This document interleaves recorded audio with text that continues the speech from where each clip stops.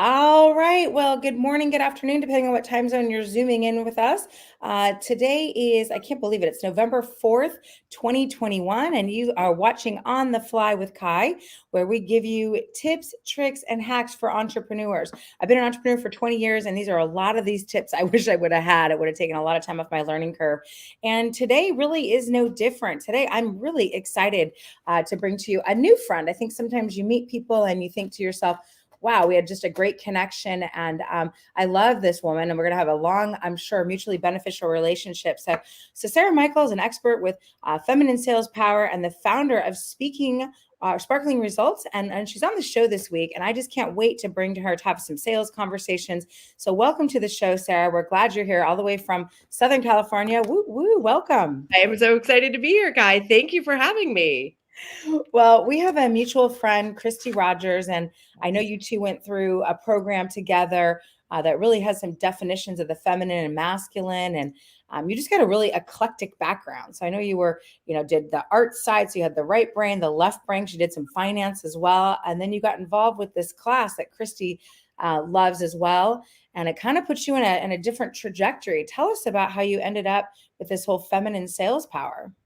Yeah, such a great synthesis of how it all of my background, and it did put me on a different trajectory because I always knew I wanted to start a business, and when I discovered PAX. And PAX, it's Allison Armstrong's work. PAX is her like mother company. You can find information at understandingmen.com. Um, but it was oh, there's this coach thing. Right. And there's this coach thing and wow, a lot of us coaches realize we've been more or less coaching for years. Like that's what I've been doing a lot, right? So I could finally see what was the next what the business would be centered around. And it was, I mean, trajectory change in terms of just me and my beingness and the PAX is a wonderful body of work about masculine and feminine survival instincts. And if you really take on the work, and not everybody does, Christy does, like if you really take on the work, it has the possibility to create so much ease and lack of drama and partnership and success and results in a way where you are bringing the feminine side in addition to our masculine sides to the table. Yeah, and I know we're both. I mean, I definitely show up probably a little bit more masculine side, so it doesn't have anything to do with gender for sure. And so I know you had just knew you were always going to be self-employed, and at one point you just took a leap of faith. And for those of you who are watching here today, I always recommend go part-time till your part-time income equals your full-time income. Like you could do it with coaching and real estate and all kinds of things. But you just said, screw it, I'm all in. And so tell us kind of what that was like for you. Well, I mean, I like your plan, and the best laid plans come undone.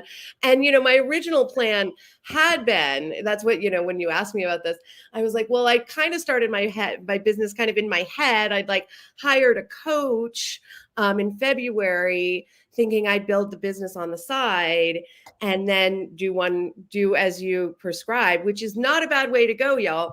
And if the best laid plans come undone, like they did with me, where I was then laid off in mid-April. So I'd hired a coach. I basically started the business in a horse corral in Colorado at actually one of Allison's courses, but kind of in my head, working with the horse. And the prior, like in August of 2011. So February 2012, hired the coach, but his program didn't start until a week after I was let go in April. And it was very much like, okay, I guess I'm a coach. And mostly though, Kai, I didn't want to get another job. Yeah. I didn't want, and I was at the level in my career, kind of like that director cusping on VP, where it takes 6-8 months to get a job. Like you do like kind of date and court before you say yes. And I didn't want to go through, well, my sense was if I just focused on one thing instead of two, right? Find a job, build a business, that I could build a business in the same time. And I was right. Wow. And what year was that, by the way? That was 2012. Dang. So, and I know there's no safety net. So a lot of times people have a partner or something to have a safety net there. I'm so proud of you, woman. You just went like, okay. And you're right. At a certain level, at a certain age, there's a finite amount of positions there anyway. Like there's only so many companies that have a position that would even be able to pay you, want you. Right. So it's not like it's just going to go take another retail job at that level. Right. And what I had realized was employers always talk a good game and tell you they believe in life balance during the interview During the interview. process. 6 months later, it's a different story. So I was like, and I trust there are companies out there that honor it, but they're a dime a dozen, or they're few and far between. Sure. So like, I'm not going to find one anytime soon. So yeah. And I jumped in without a safety net, single girl in LA, and hasn't always been pretty, and definitely many dark nights of the soul of just like, how the hell am I going to pay anything? And just, learning and trust. I mean, so much of it's about trust, because owning your own business, you don't have a paycheck coming in every 2 weeks. But a big part of getting the cash flow consistent and regular and up where you want it is not freaking out, but trusting that it's going to come in. And you're in a profession that we talked about too. It's abstract. It's not like here's your widget, all right? Right. And you really, play with it, touch it, right? You can't, like, for my business, I can't like, oh, here's a sample. You know what I mean? Like you can't do it. So Right. you've really mastered the art of language and being able to take things that you said are like ambiguous or abstract. And I'm sure you had to do it because of your business. How do you describe this feminine power? So it was kind of out of necessity, I'm assuming, that you learned this languaging and how to articulate what you do. Well, I mean, that's given me a lot of practice, but no, I mean, I consider my gift for words to totally be something that was like innate and like natural Mm. born. I've always had a knack for words. I was an English major in college. I lived in the thesaurus, you know, and I do the reverse now for clients, but that was a piece that prepared me for what I do uniquely.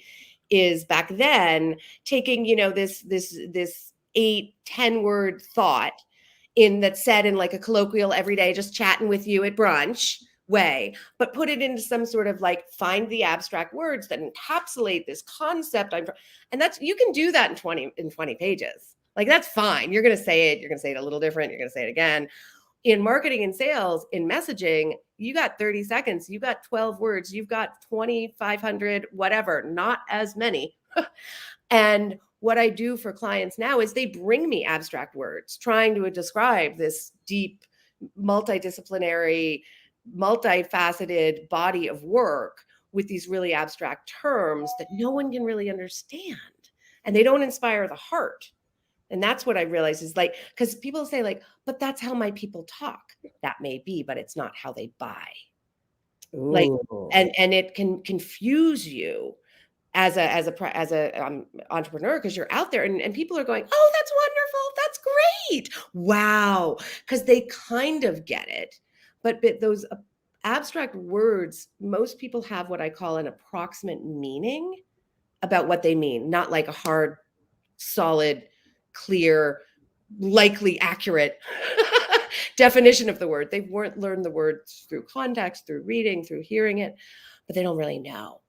And that's where the abstract services, the hard to describe services, just get lost in their brain, because the brain doesn't know what to do with the words, and they have nothing to latch onto, and it's definitely not what they're going to buy. Interesting. So what are a couple of tips if you have a business like that that's either ruminating in your head and you want to get it out on paper? What are a couple of quick tips that people can use to start focusing and get it down? Because isn't that the genius of taking something complex and making it very simple and easy to understand? Yeah, it really is. The best tip, y'all might be like, oh, that's barely anything, but it really is the secret to it, is finding concrete words. So concrete words are those 8 to 10. Like, what do you mean by, empowerment? Like, that's a very abstract word. What do you mean? Like, oh, it's something around doing stuff, power. But what we really mean is do the things that are important to you. Do the things you know you need to do. So it's like a 3-year-old. Use your words. Like, and take off the marketing speak hat.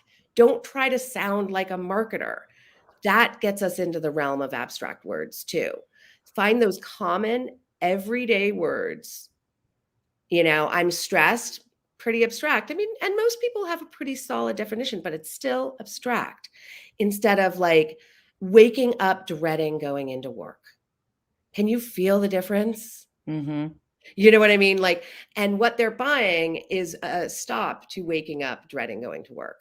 They're not buying a stress relief. And that alone can really just uncork a lot. I had a course called Uncork Your Confidence that we went into this work, the word work and messaging, because it really keep Drilling down, drilling down, drilling down, drilling down, drilling down. Yes. What do I mean by that is a great question. Like, do that 5, 7 rounds. What do I mean by that? What do I mean by that? And then mine from all of those, like tape yourself or have somebody take notes or something. From all that you said in those answers, mine the most like everyday concrete words. The way I see it is 85% of the population hears, but then sees in their mind. And that's this vivid picture messaging, I call it, vivid picture benefits, because it pops a really vivid picture. Most people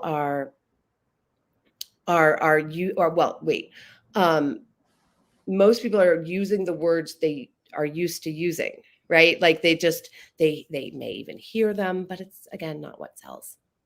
And I feel like, Simon Sinek is a genius at this. And his whole, like, I'm reading How to Deliver a TED Talk, and they reference him a lot. And they were saying how he says, his famous line is start with why. I mean, there's all this nebulous stuff out there, but at the heart of it, that's exactly like, that's 3 words. Mm-hmm, And mm-hmm. encapsulates everything. So I love the genius in keeping things. That's truly the genius, is keeping something so simple. Mm-hmm. It's easy to complicate stuff, right? It's so easy. It's just, and especially I live in Silicon Valley. There's really smart people out here that just get lost in their head. So this is killer. So ask yourself, right? What does that mean? And keep going, keep going, keep going until you get to a couple, 3, 5 words that really encapsulate what it is that you're. Well, no, more than that. I mean, this is probably a sentence that is a line and a half. Honestly, like when we're, looking at this, like the fewer words, the more abstract we're going to have to be, because we're trying to encapsulate something that's big in few. Interesting. So you're really just looking, and there'll be statements more than like taglines or titles. Titles are abstract. No one knows what a financial officer or health coach really does. Certainly don't understand how you're unique, because when you come from this really vivid place, you really can start positioning yourself as unique, and so you don't sound like other people doing the same work too, because it's just like it's so you, because it's your expression of the work. And I think it's a pretty crowded, noisy space right now in that service profession, whether it's, like you said, a health coach or, you name it, right? Financial advisor, it's kind of nebulous. Business coach. I mean, yeah, there's lots. What about now? So let's say we've got our messaging down now. We've drilled down. We know exactly how to articulate what it is that we do. We've always been taught, and I've had, 100% commission sales where they said, make a list, go to them. And then I started a traditional business where like, make a list, go to them. And then I started, a home-based business. They're like, make a list, go to them. And it's always awkward. I'm like, I know I need to go and educate people on what I do because they love you. They want to help you. But how do you go from that, like you called it, that friendly conversation to a sales call? I mean, like it's nerve-wracking. And I think that's why a lot of people don't succeed in business, is they just won't. And you need to tap into the people, they want you to help you. They love you. They want to help you succeed. So what are some ideas around that? Well, one place we haven't gone yet, and I know we need to, is about the feminine survival instinct and how that affects marketing and sales, y'all. Okay, so the feminine survival instinct is to stay connected.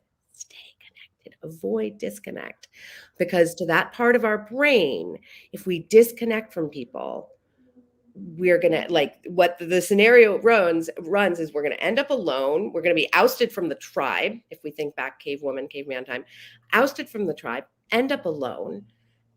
A tiger's gonna wander up, and we're gonna look quite tasty, and we're gonna die. Like, if you know anything about neural pathways, they just boom, disconnect, death. Like, so fast in our brain, so unconscious. And everything, ladies, I'm Like everything in our marketing and our sales and our business is going to come up against that. Oh my God, I'm going to say the wrong thing and disconnect. I'm going to ask for too much money and disconnect. I'm going to turn a friendly call into a sales call and we're going to have a disconnect. I'm going to die.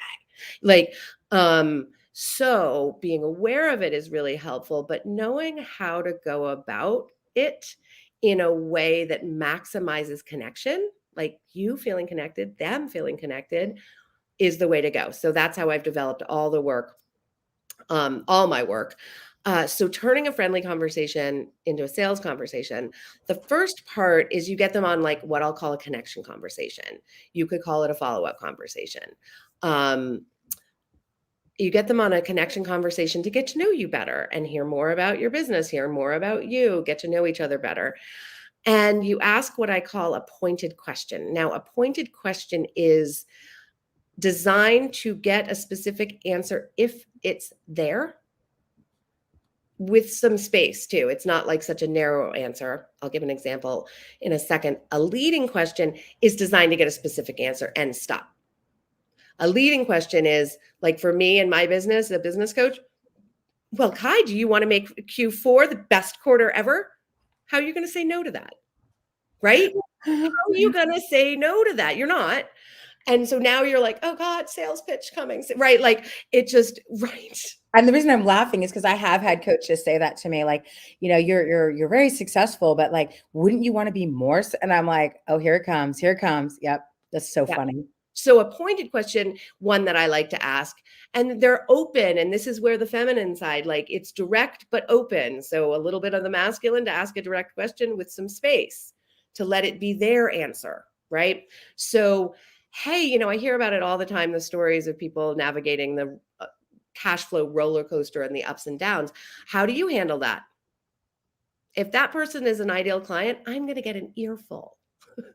Okay, about it. If they're not, it's going to fall flat and you ask about the weather, like, and no harm, no foul, right? Right. Not here to pounce on you, just get a little information. Once they start talking about the problem you solve, and also the other thing is because the universe is abundant and kind, they may just blah. You may give them your 30-second intro and they might just spill their guts. This pointed question was devised when, I realized that, but some people need a question or they won't spill the guts, right? They need an opening. Keep them talking. And this is important. Keep them talking for 15 to 20 minutes about that problem. Like, don't go into heavy. It's not a sales conversation. Don't shift your energy too much. It's open. We're just meandering. We're going down, and in your, the way I look at it is like you're coming at coming at the question or the topic, the problem you solve from different angles. But you keep them talking for that long because the turning a friendly conversation into a sales conversation verbiage starts with, I hear you saying several things I can help you with. So if you say, I hear you saying, and they've only been talking for 10 minutes, like we've been talking for 20 minutes and it feels like 3, right? So our perception of time when we're talking to somebody is not accurate. Okay. So if you've only been talking for 10 minutes or so and you say, I hear several things, they might kind of internally shrug and be like, well, I haven't been talking that long. If it's 15 to 20 minutes, they're going to be like, yeah, I guess I've been talking for a while, Mm-hmm. right? So it'll land right. So first part of the statement, I hear you saying several things I can help you with, but I need to know more. Again, really direct. Here's more space. This is the magic of the masculine and feminine balance, y'all. Direct with space. So I hear you saying several things I can help you with, but I need to know more. Do you want to set up a time to explore that in the next few days and I can see if and how I can help you or support you? Do you want to set up a time in the next few days to see if and how I can help you? Wow. Well, it's the only reason I'm still in business. Like, is having to figure that out. It took me a few years, but it from my balcony, getting to know people, sniffing out the possibilities. But heaven forbid I should make someone feel like the only thing I care about is a sale, because I really don't. I really care. I want to know about your work. I want to know you. And I would be devastated if somebody thought all I cared about was selling to them. Yeah, I think that's And the yet I needed to sell, didn't want a job, had to make it work. So, yeah. Yeah, and I think that's the fine line is, and women make up more businesses started now than ever before because they don't want to go do that. They've got kids, they've got responsibility, they want more out of life. It's not just you're born and you die, it's what you do in between that counts. And so Yeah. I think now more than ever, we've woken up from the matrix and want something different, something more. But there is that challenge, and maybe more so, like you said, from the feminine than from the masculine, because we don't want people to not like us. We don't want people to, think in this way or that way about us, because that's that cavewoman thing. How does that translate? So that's a great sales tips. I love that. How does that translate into leadership? Because that's all it is influence, nothing more, nothing less. And if you're self-employed, you're going to have to be the leader of yourself, of your household, of your clients. If you've got employees, like I've got an employee, I've got teammates, I've got all kinds of things. So speak to that, because I know that's a big hot button for you too. Yeah, well, sales is leadership, marketing is leadership. It's really just like, I know the way, come this way. Um, Good point. it's about the leadership here with the survival instincts starts with self-awareness, because if you do not understand if your survival self has been triggered, is activated, then you're likely going to come at whatever situation, interaction in somewhat of a funky energy. So, too much pressure, maybe you're so worried about them disconnecting or whatever, is you come in, same thing with sales, you come in too meek, you don't bring enough pressure so they can't really hear you. And because, yeah, it's all just, and then having the hard conversation, coming from the place that my goal here is to leave us both in the best shape possible. So and I'm not saying the best shape, period, because might have to say some hard things. Just had to do this in my personal life. Like there's a part of me that's beating up on myself because like I did it at all. That's the survival self, because honestly, but a part of me also knows that I did it in the best way possible. Like, did he love hearing that? No. And I did so in an honoring way, and it was kind. Yeah. Same That's thing with interesting. sales. Yeah. So if I know that for people that are starting a nebulous business that's hard to articulate, now they're articulating it. Now you've kind of coached them into how to do these hard conversations and leadership and all that good stuff. What are some great ways for them to grow their business? I'd love you to speak about, because you're a master networker. You have certainly done a lot of speaking engagements. So help somebody understand, like, what's a way to market your business that's maybe not on the forefront, like not just putting ads out and things like that. How would you help somebody who's just getting started to do the networking piece, because you're really good at it? Yeah, and that would be to not worry about the ads or the funnel or the webinar or the this or the that. Those are actually stage 2/stage 3 marketing strategies, meaning they will work best and will not work until and unless you have an audience. You are talking to a lot Mm, of people. They're scaling strategies, they're one-to-many strategies, and you may have some success, but it's not going to be enough success consistently every month to pay your bills. So I recommend kind of a tandem path. You can be doing that for like 20 to 25% of your marketing time. But then over here, you need to be networking. So what I'd say, my best tip is get out there and network. There's virtual networking right now, it's it's not as easy, okay, but it's still possible, right? And more to the point, whether virtually or not, and follow up with people and draw them into connection calls. Get to know people. I still get business from people I met 10 years ago when I started my business. Like, and you don't have to stay in super close touch with them for the next 10 years. But we had a year or so where we were, and I got solid in there, and they'll never forget me. And they'll never forget what I do. I get referrals from them. So just get to know people. And you have this tip about the pointed question. And as you do, you can sniff out who, might, your services, like until you're in a sales conversation with them, it's a might. Maybe it's a hunch, it's intuitive. They've said a couple things, but if you can hold it as it's a possibility, it's not done. That's a big part of the energetic of this more feminine approach to sales. We call those suspect versus prospect. Like I like that. That's a really good suspects. distinction. Yeah. Suspected party, yeah.